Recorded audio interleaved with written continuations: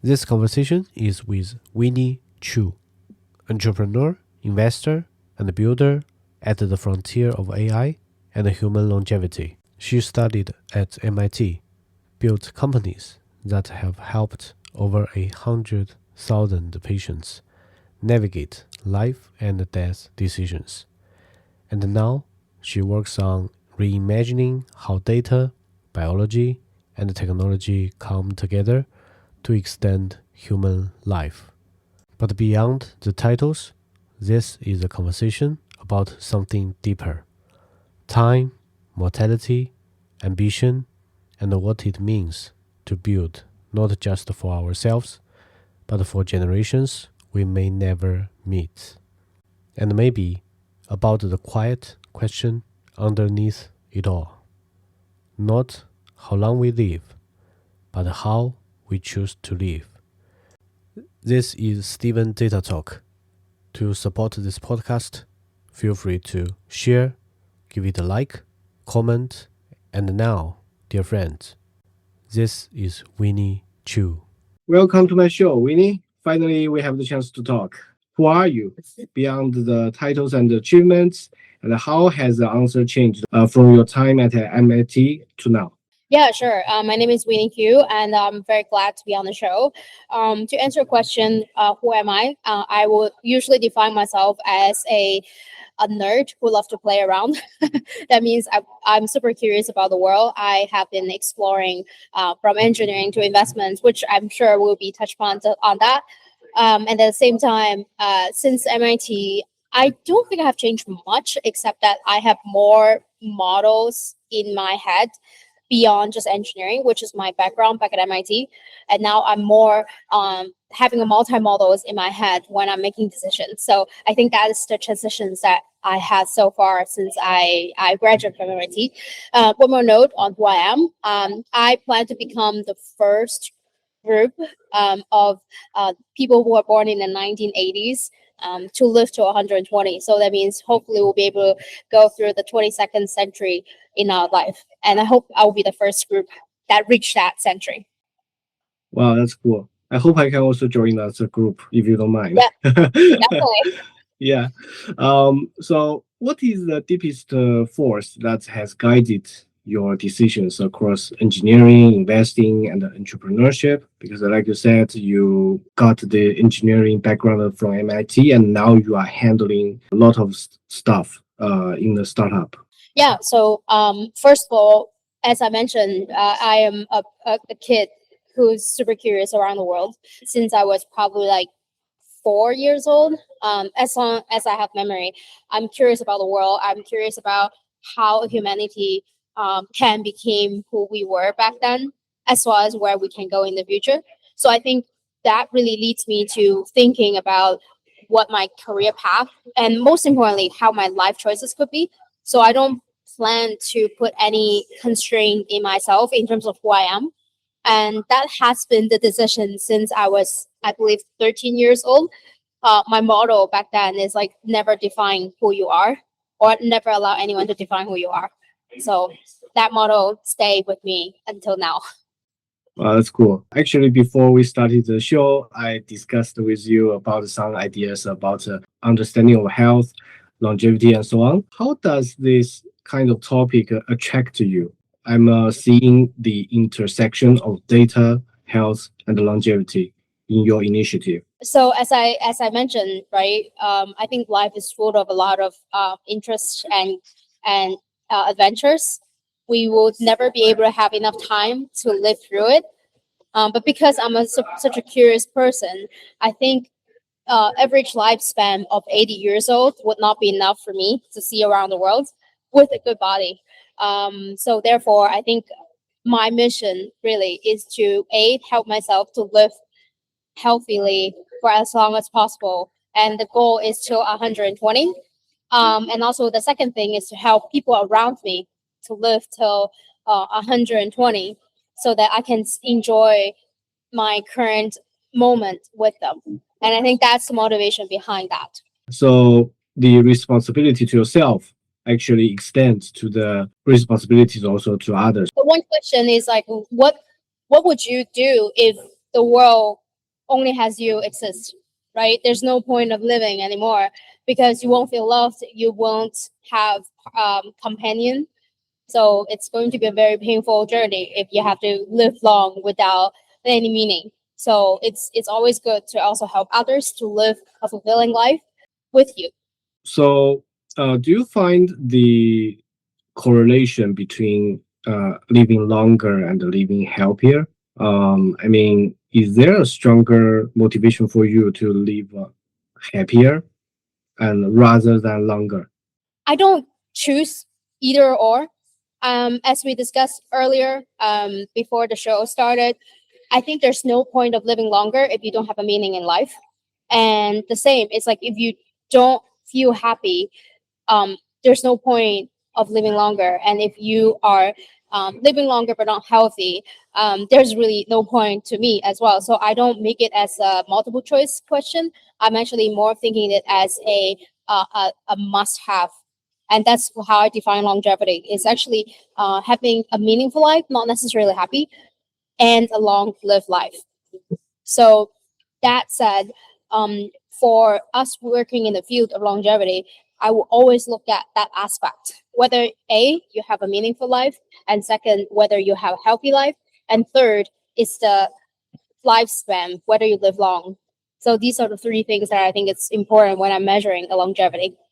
While you were building healthy, it's a HAALTHY, healthy. During that process, did you feel failure or some turnarounds which help you shape a new worldview?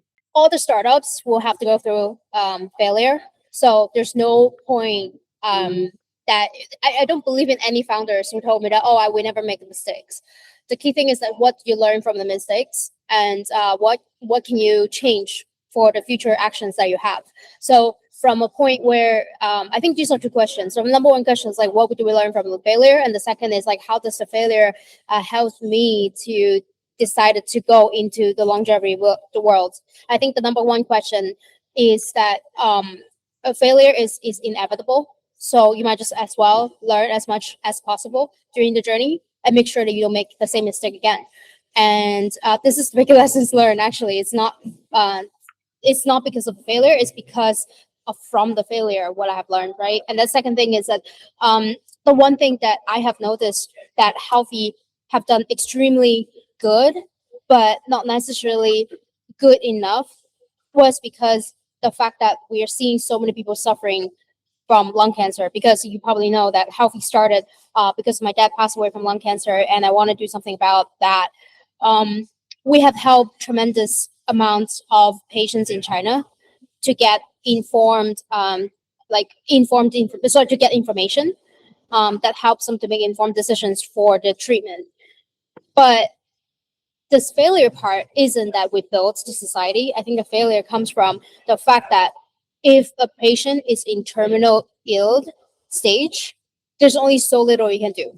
So the better thing that we should learn from it, which I don't think it's a failure, I just think that it's a lesson that all of us should learn, is that we should not start disease at the beginning. So prevention is very important for you, for me, and for everyone around the world. So that is the lessons learned. I think that oftentimes we should learn from that mistake of others rather than the company itself. And that's why I decided to switch from cancer to longevity, because longevity, part of the equation is prevention. If we can help prevent the top 10 diseases in the world, I believe that human can already live in average 100 years old, believe it or not. If we, exclude cancer, exclude cardiovascular diseases, exclude even suicide for mental illness, right? We can already help people to live a very long life. So that is one thing that I have been really focused on, even for the current startup. I can totally feel that when you were in the founder mode, you were exploring different problems and also find clarity from the chaos. When you were working in a startup, do you find a very dark moment where you cannot find the way out and you eventually made it? There are always dark moments, and I think that's part of startup, because the definition of a startup is you're doing something that nobody have done before. So it's different than, just starting a business, starting a restaurant. I think it's very different when it comes to like starting something new in particular. So there are dark moments that, for example, at the point where there's nobody believed in you, or there are people believe in you, but the only thing they can support you is verbal. So you have to figure out everything out. So those are the moments that, because there's no path forward, you have to figure it out yourself. And those, I think, it's a dark moment. But I think it's getting better. Especially, I'm now like the second/third time founder. You kind of knew like this is the by default mode of being a founder, and you just get used to it. And knowing the fact that there are several methods you should try as a founder in order to found the roads is actually very important. So it helps you to get out of that dark mode. The part is that when you're in dark mode, you didn't know you were at it, but at the same time, you didn't know how to ask help from. So that is actually one of the things I have learned from my previous startup, is that when we got stuck, usually it's the dark mode, right? You probably need to ask for help more than you think you should in order to make yourself and the company survive. During your whole journey, you have been working in the longevity, in the health side or the industry. Does it change your understanding of time and death? Time could be associated to anything like the living time, the time of your life. I have to say, doesn't change much because I'm in the healthcare field from the beginning to now. I've always have a belief that you should at least try everything once in your life, and then to figure it out what you truly like, and then put your efforts into it. Because and actually that hasn't been changed. But what has been changed is who I will allow to enter my world. Because oftentimes what I have discovered is that yes, I want to have a great life, but if you don't have someone who supports you around you, understanding your choices, I think that the decision is not going to be as satisfied as possible.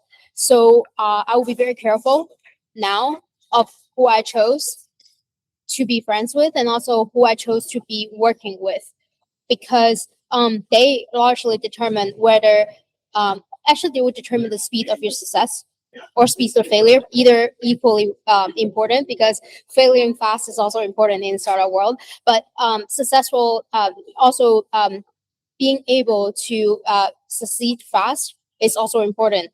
So from the time perspective, I don't think I have changed perspective, but I do have realized how I can be more efficient with the time that I have. So I will be very careful of the people around me and the environment around me, and choose wisely on that in order to increase the efficiency of my life. Let's just assume that in the future we actually can live up to 120 years old. If we already know this is a fact at that moment, which one do you think is more important? Living longer or redefining how we live? Because at this moment, not many people have lived that long. In a sense, maybe people do not know how to live that kind of long life. I think, first of all, I don't like to choose. In that sense, I always will have both. So my question is that yes, I want to live long, and at the same time, I want to redefine life. So looking at the goal that I set for myself is that I want to be able to make sure that by the age of 130, I will still be able to wear my high heels and dance and go surfing. This is my ultimate goal. But with this goal, have I redefined life? I don't think so. I actually just think that like my current life should be expanded until 100 years later. So I haven't redefined anything. So going back to the question, is like, have we redefined life? I don't think so. I just think that like what you enjoy right now, which hopefully some people have a definition of what enjoyment that makes them who they are, can be sustained to the point even 100 years later. I think these are the important questions. So if you have that question in mind, there's actually no choices between living longer or redefining life, because you already have that question probably 100 years before you reach the point where you live to 120. So for me, I just want to sustain that. I don't change anything because this is what I enjoy, and this is what I love, and this is the kind of moment I appreciate. During the journey of the exploration, like finding the way to help people live longer, now AI is always a hot topic. Do you think that AI will help us become more human or slowly distance us from what it means to be a human? It's a good question. I honestly think that at the very short period of time, AI will probably make people feel unhuman or just don't know the meaning of life. But in the long term, which I mean is like when AI is indeed taking over a lot of our jobs, there will be a moment where I think, again, it's a very biased opinion.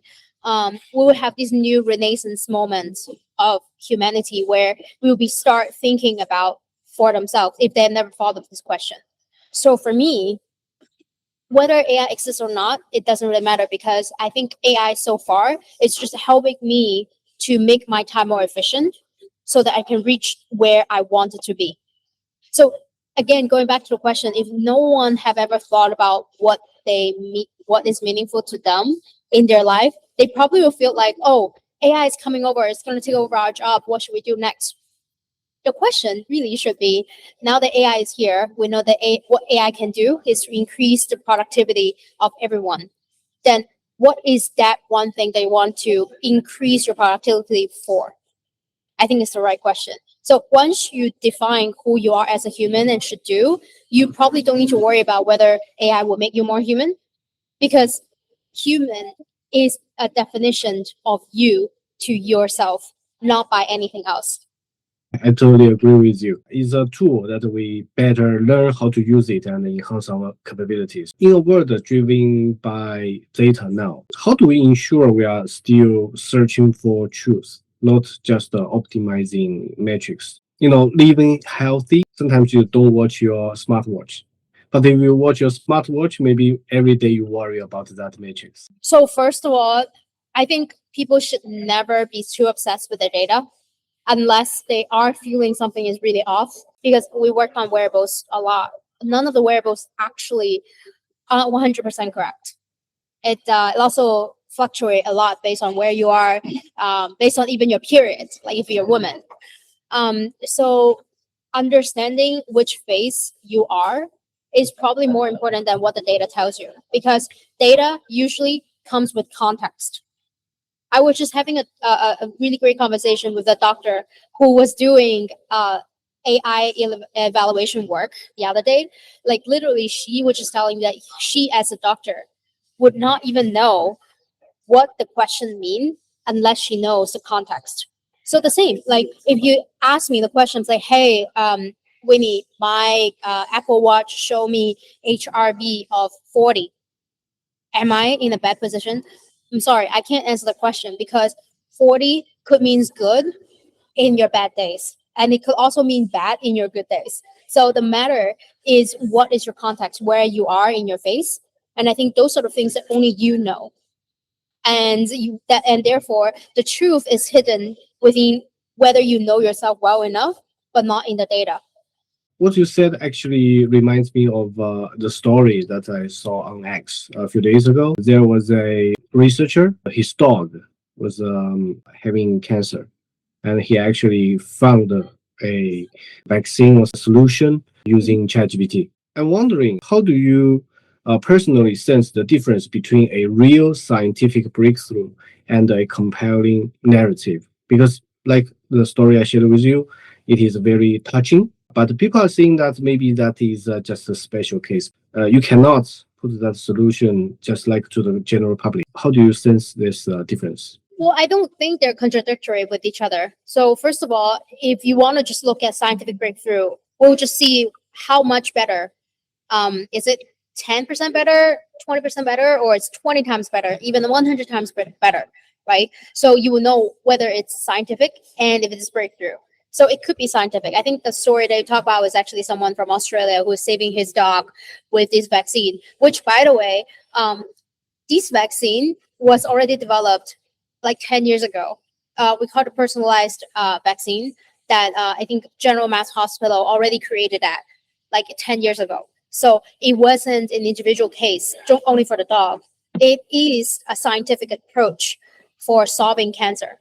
So that's number one. Number two, whether it's breakthrough. So the question is whether it can be applicable to everyone, right? So that is the number one thing, because like one dog, or even one human versus like 1 billion people can be saved because of the vaccine. These are totally two different things. We can say that the later is more like a breakthrough, but then the previous is not. I don't think it's true. Like the first thing I think many people have missed in the scientific, just because I'm more on the engineering background, so I can say that like a scientific breakthrough actually has a lot of layers within that. So imagine probably 10, 20 years ago, we wouldn't be able to even do individual vaccine or personalized vaccine because the cost of RNA sequencing or DNA sequencing was so expensive. So it's not even applicable for one person. But can we say that RNA sequencing or lower down the cost of it is not a breakthrough? I don't think so. I think it is a breakthrough, right? Because it will allow accessibility for a lot of people. But the question is that the application of it has been used in one single person. So we didn't think it's a breakthrough, but still, if we look at the behind the scene, we know that this is indeed a breakthrough that is probably will be seen 10 years later, which is probably now.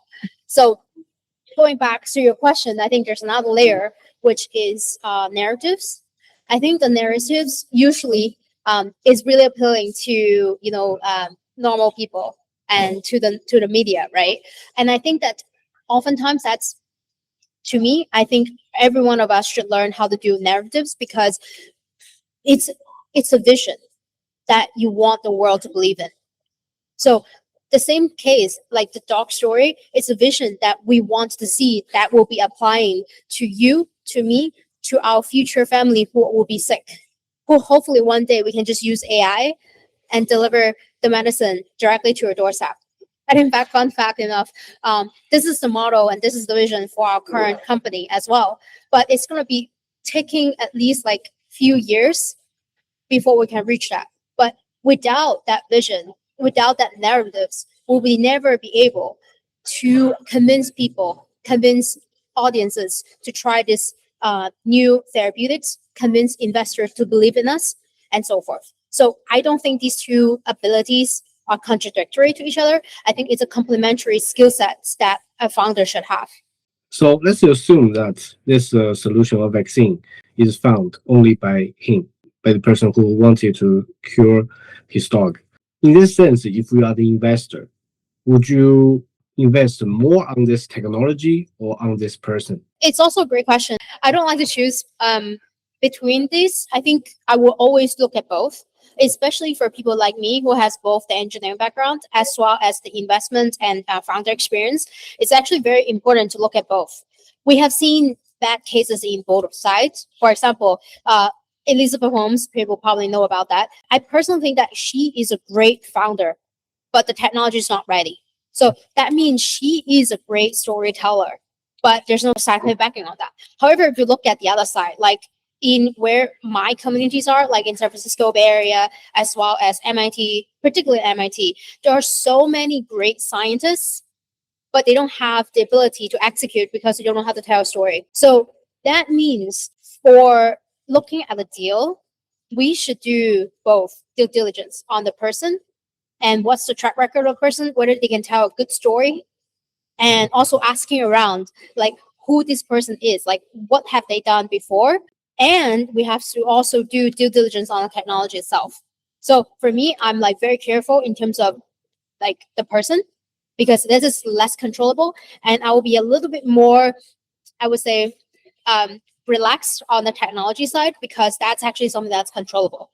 So I would rather do more due diligence on the person than the technology itself. But that's just my preference. Nowadays, you are both investor and also you are the founder of the startup. Usually, I would think that an investor is a bit different from being the CEO or being the head of the startup. Do you have different mode when you handle different things? Do you switch between these two roles? Do they conflict? Oh yeah, definitely switch. In fact, I think compared to a lot of great investors, by the way, I'm still pretty fresh in the investment world. I'm still doing deals right now. But the one thing for sure is that the use and they require different modes, mental modes that you have to use. So as a founder, you are basically have to be almost good at everything at the beginning, especially you don't have anyone that's working with you or you're still hustling, right? Versus investors, I think investors should ask the hard question or should have more doubts than the founder itself. So what I mean by that is that investors have to maximize the return for the firm or for themselves. And you probably wouldn't care much about, these tiny details that's running within the company. But you should as a founder. Like founder mode usually means that you probably have to sometimes micromanage or even nano manage your company just because there's no one that's doing a better job than you at the critical moment that you have to excel on it. So you would have to sometimes, and oftentimes I would say, switch that into a founder mode than an investor mode. So these are the difference. But oftentimes I think it takes time to switch back and forth. And I'm still learning from the fact that like how can I shorten the time to switch because we also do fundraise pretty soon. But at the same time, like we need to think from the investor's point of view, like what questions would they be interested in knowing us in order to make a decision? And I need to switch back to, okay, well, are we meeting our KPI? Are we doing the most critical work within our team and things like that? Are we hiring the right people? Are we firing the right people? Those are questions won't be asked by investors, but you have to deal with that daily. So I'm also still learning, despite that I have already had past experience working in building startups, but I'm still learning every day. Yeah, just a few months ago, I saw you traveled around the world, right? Flying to different countries. Do you consider yourself to be a digital nomad? Because it is also a very popular term now. And if you are a digital nomad, what happens to identity, belonging, and a community? Does it differ from, for example, if you stay in one place for a very long time? I have to say that I think I am a digital nomad. And I have set this goal about 3 years ago that this is the life that I want to be. I don't want to be stuck in one place forever. Because going back to the ultimate goal that I have for myself is to explore my curiosity until 130 years old. And that often means that I cannot stuck in one place forever. And because of this goal, I oftentimes am the person that is being influenced by who I met. Happen to be the other way around, which means that I'm the person who is influencing the people around me. So one of them, including my husband, which you probably know that I just recently got married with the most amazing man I've never known in life, and he is someone who is actually more stable, and he likes to stay in one place. But now with my influence, he is now also starting to build his company in a more digital nomad form because we eventually noticed that like you just can't bet everything in one place in one basket. And therefore we kind of have to build a lifestyle around the fact that we can't put everything in one basket. So he's being influenced by me, not the other way around. And I guess oftentimes it's also thankfully because eventually our goal is the same. It's like we want to build something meaningful to humanity and we shouldn't be affected because of where you are. And I think that is what have helped us make the decision together. So going back to the question of identity, I don't have that issue much. I think it's because the people that I've met so far have that same mentality. So in this sense, I think I'm really lucky that I was able to meet, for example, my co-founder, who, by the way, was also really into digital nomad and he doesn't really like staying in one place to work. And I think it also created that flexibility. It's because the people that I met so far that allows me to do so. But I don't think everyone can do the same unless they find their community.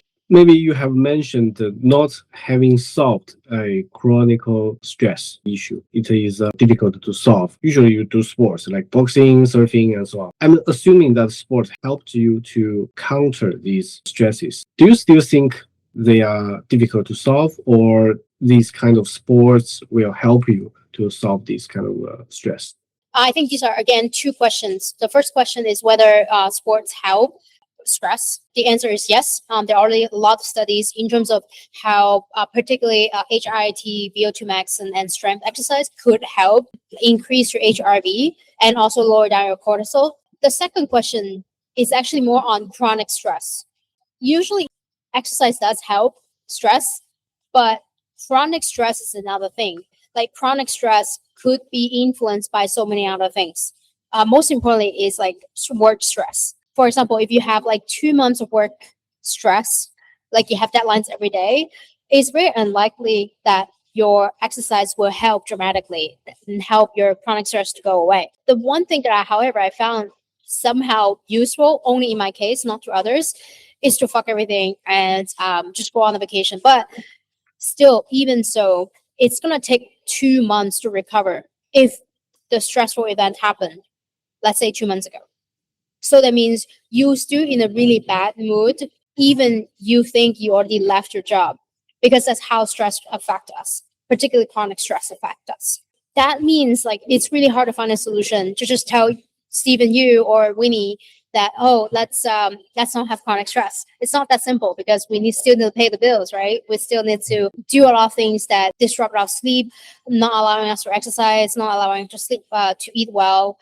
So yeah, that's why I think the question is difficult. It's like you just don't have like a magic pill to make you lower your cortisol or even mentally helps you to get over these chronic stress.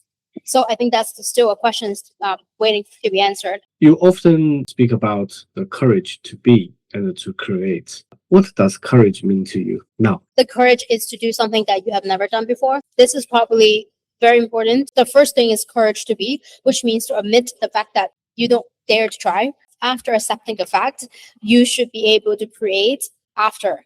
So that means if you haven't done anything, you admit that, but then you go ahead and do it. So these are two-step things.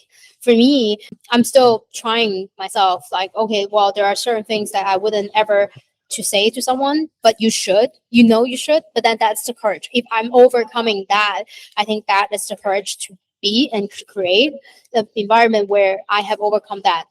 And the same for every day. Like if you ask me the question, so when Stephen, you're starting a first show, you probably have hesitated for a very long time. Should I text this person? But in reality, that moment of deciding is the courage to be, and the moment to reach out is the courage to create. And that's what I mean by that. Can you give some advice to the audience how to get to MIT and build a startup? Again, these are two questions, right? The first question, I think I'm less applicable because I got accepted to MIT, 15 years ago. So it's definitely not the same anymore, probably. I know that it's getting more competitive because AI. I actually don't think that school will be as important as before.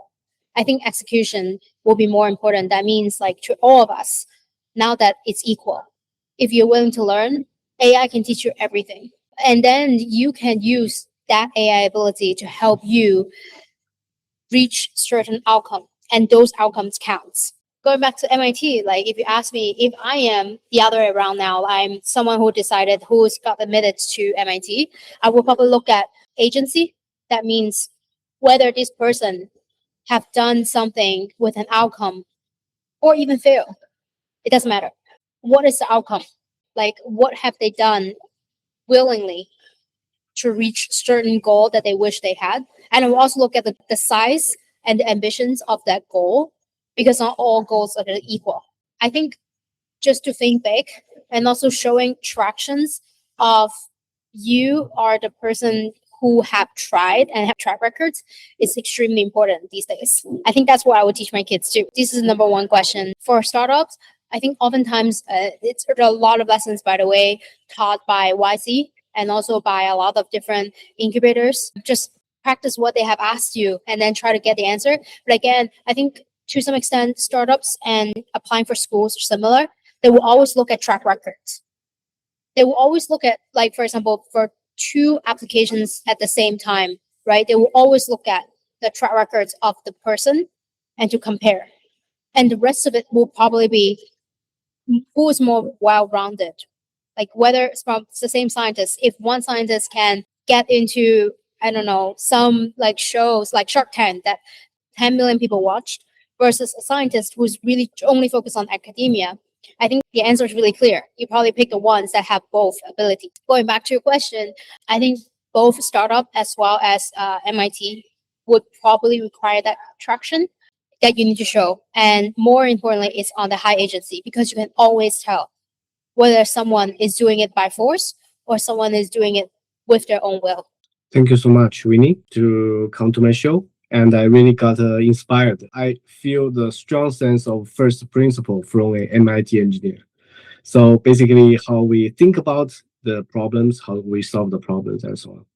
And I really wish your startup gets success. Feel free to come back to share more with our audience anytime. Yeah, thank you for having me.